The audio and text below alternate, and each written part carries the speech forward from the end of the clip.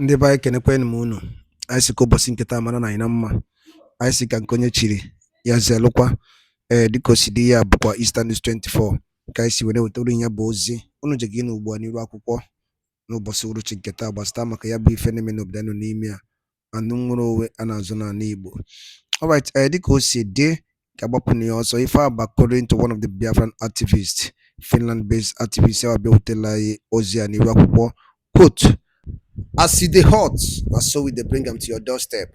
All right, Finland government in shock once again, in shock, in panic mode.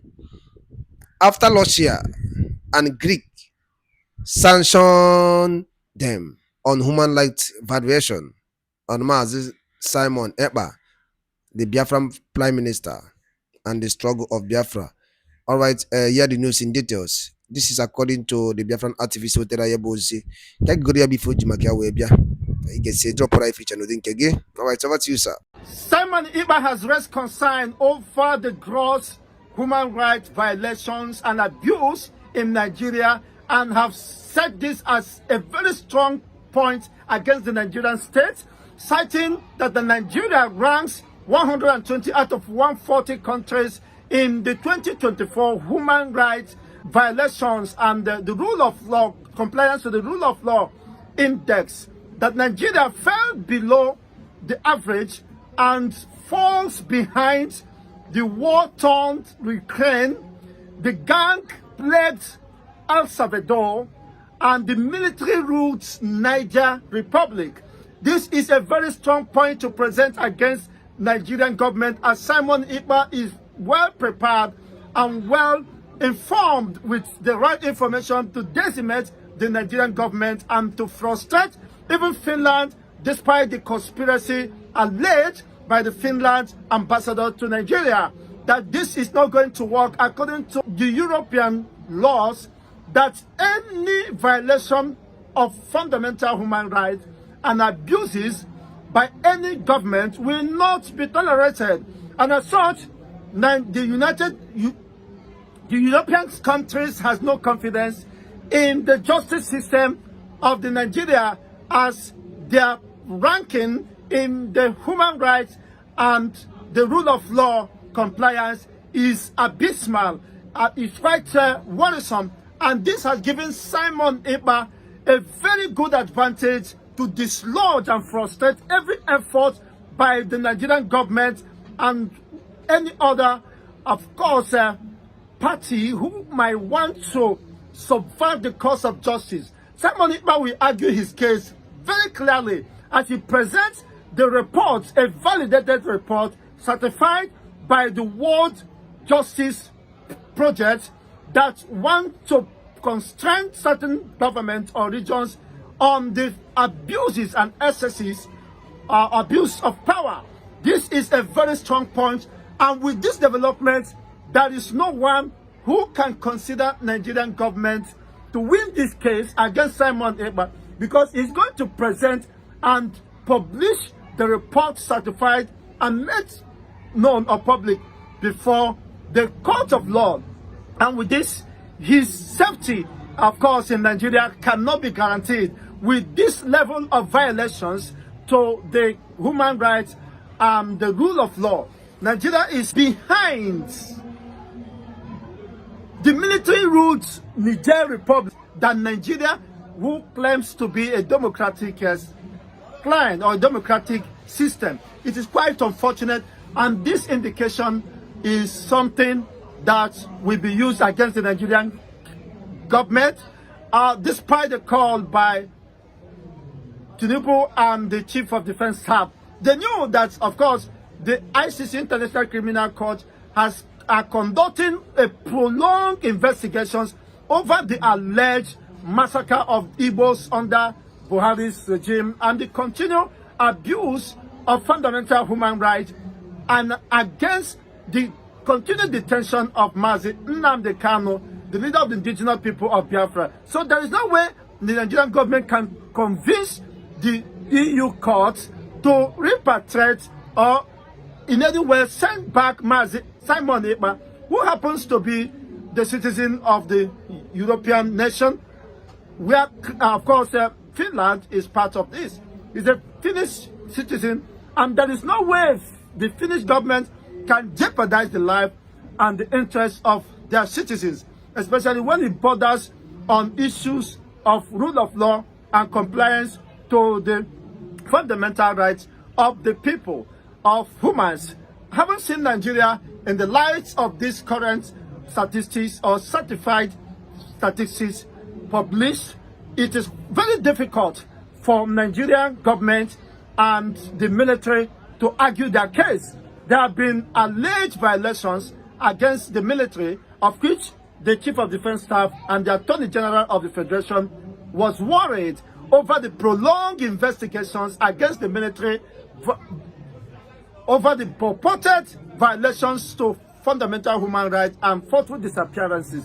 So there are many people whose case has not been well defined, and that discredits the Nigerian chances of winning the war against Mazi Simon Ekpa. Mazi Simon Ekpa has defeated Nigeria as far as this case is concerned, because it's a lost battle. Why? Because the European law or European court must ascertain the rates or the state of human rights compliance and the rule of law.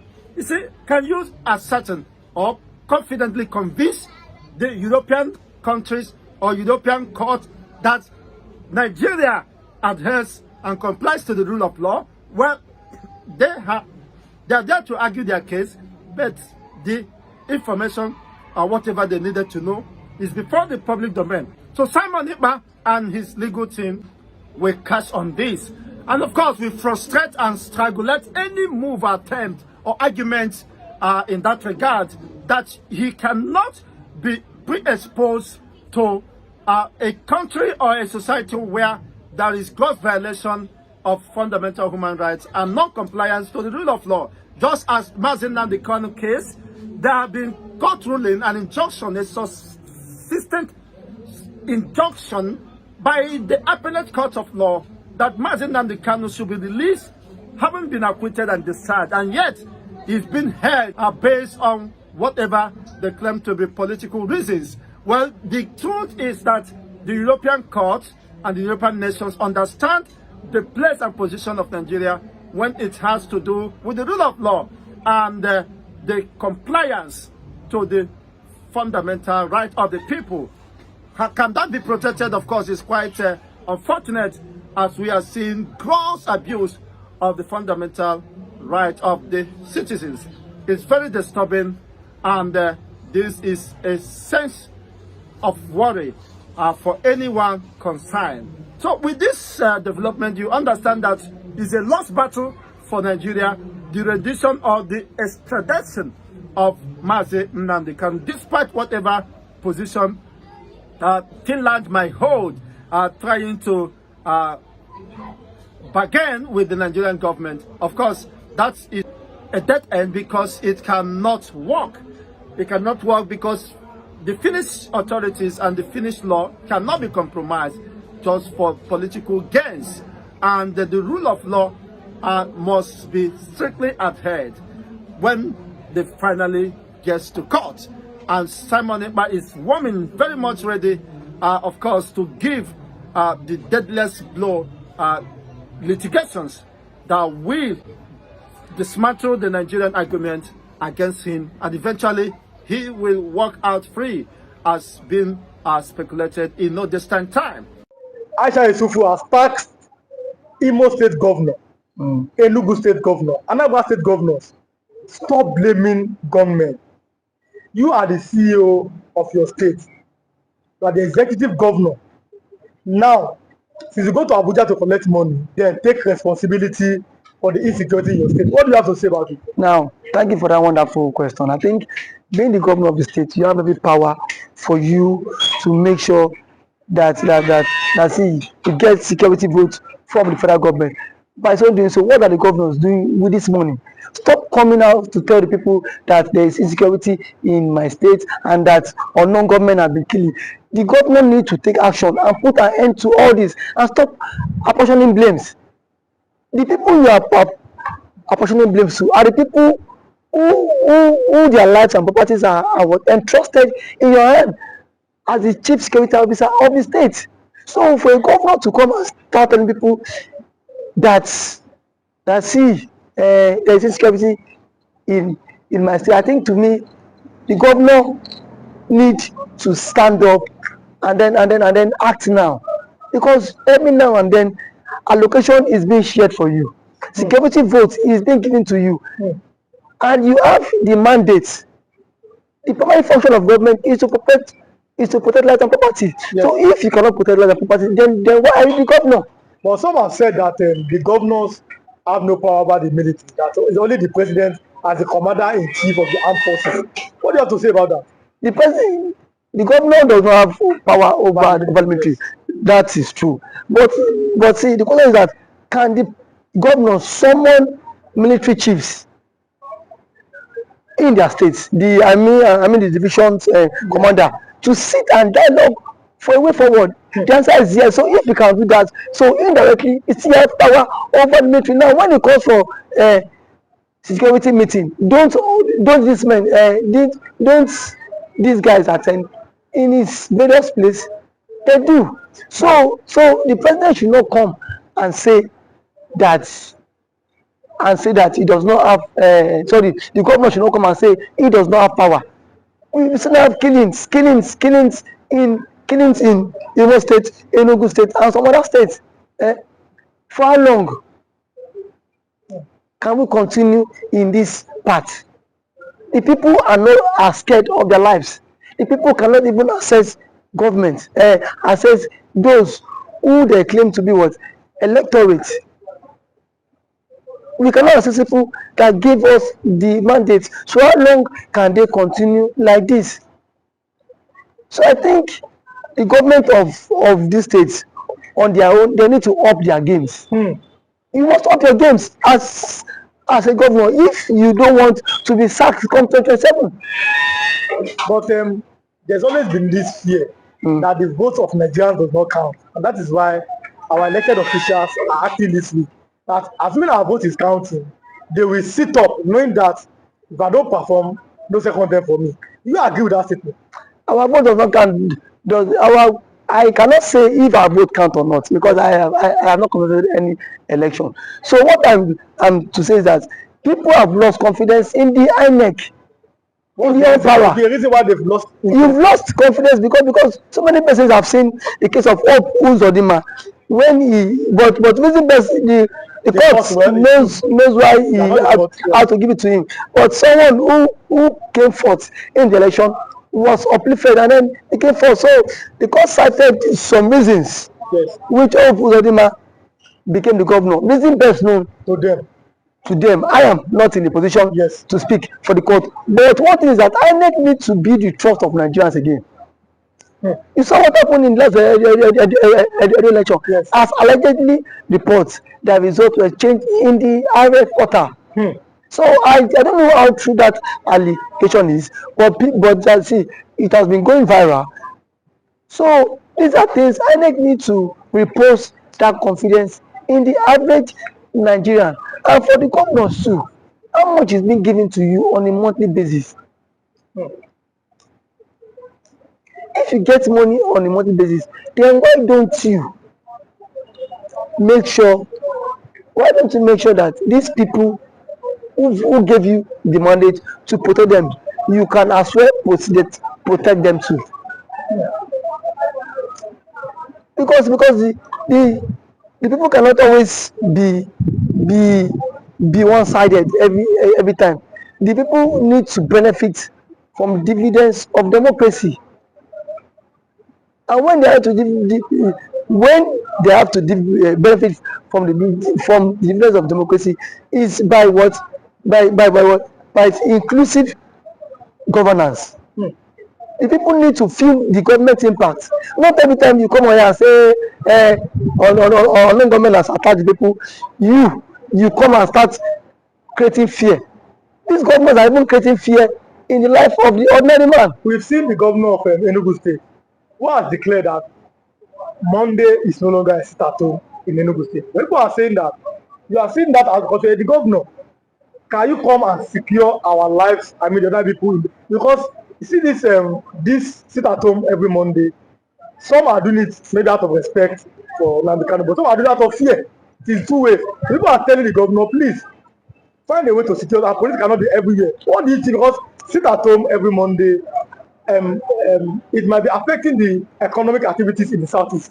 What do you think that the governor can do, or the governors in the southeast can do? Thank you for that one. I think sit at home every Monday is a commensurate to honor the Mazi Nnamdi Kanu, who has been in incarceration for 4 years now and still counting. But what I want to say is that when there is a conflict in the land, the president himself needs to address this issue of Kanu. Let Kanu issue be settled out of court. If what Kanu is the son of the president, as a son, you can go, you can have a different view or different ideology and philosophy from what your father had. But why can't you, as a father, have you reached out to Kanu himself? And what I felt that the president ought to have done was, why Kanu was in decision, go and meet, let them bring Kanu to you, DSS. Sit down with Kanu, have a round table discussion with him. But do you think that's possible? Because we saw Buhari could not freedom. Buhari is different. See, So, these are two different people. Yes.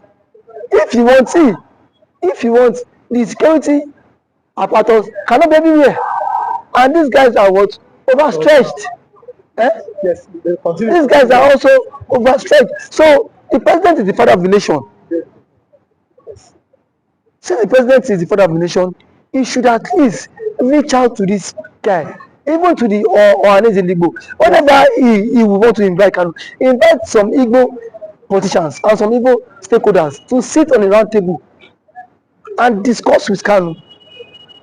You have conditions, give him your conditions. Send it to him. Because you see, this is the only way this thing about marginalization can stop. And the truth of our matter is that the Igbos are heavily marginalized in the country. And that is what, and that has breed a whole lot. But do you think that giving them an opportunity, or yes, that's an opportunity, or finding a way, a consensus in 1999, Nigeria had a consensus on making a Yoruba man a president. In 2007, Nigeria had another consensus to make another man to be a president. Do you think that Nigeria finding a way or making a consensus to make an Igbo man the president is going to make that marginalization or the agitations go down in the south? Making an Igbo man be the president would at least work to some extent. It will help this issue of marginalization reduce a very long way, because if the Igbo man is the president, Peter Obi, you will not watch Peter Obi allowing Nnamdi Kanu to languish in detention, even if, because yes, that is his brother from his tribe. They are from same tribe. No, so what was Sonegbo released? It was let's go. Yes. So to some extent, it will help a long way. And as an Igbo man, he will speak in the language that the Igbos. Now I am one of the sons. Yes. You don't have any right to agitate. Yes. So that will help them. It will go a very long way for them too. So I'm letting you go. I think we have like 1 minute. Okay. Now, Southeastern Governors Forum. What should be their next step? Southeastern Governors Forum should at least make moves to meet with the presidents. Yes. To put an end to all this. That is the only way. Because if there's no end to all this, all we hear is killing. And then we are not in support of what is killing. It is not good for the future of the country. It's not good for the future of the country.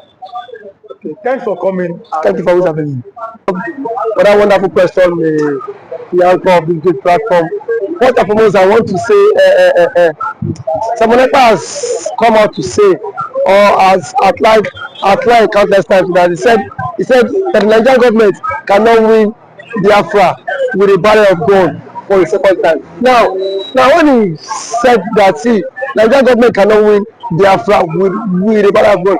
It means that nobody needs to die for them to exit Nigeria. Now, Ojogun fought Biafra in a different dimension. Now, Mazen Mikanu did it via his own dimension. So Ekpa is taking it globally. And now, we've seen world body recognize Biafra.